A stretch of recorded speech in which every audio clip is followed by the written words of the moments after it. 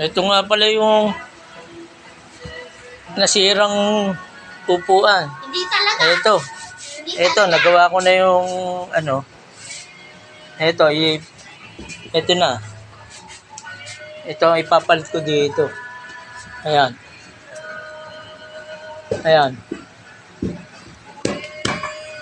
Nagawa ko na. Ayan. Tutornilyo ko na lang. Okay na to. Kasi nasira yung upholstery niya. Itutornilyo ko na lang. Hindi naman siya masyadong kagandahan ng pagkakagawa, pero at least napalitan siya, gumanda. Kaysa dun sa butas na sira-sira. Talaga. Maayos na siya ngayon kaysa sa dati. Ano ang masasabi mo? Mag-comment ka na lang.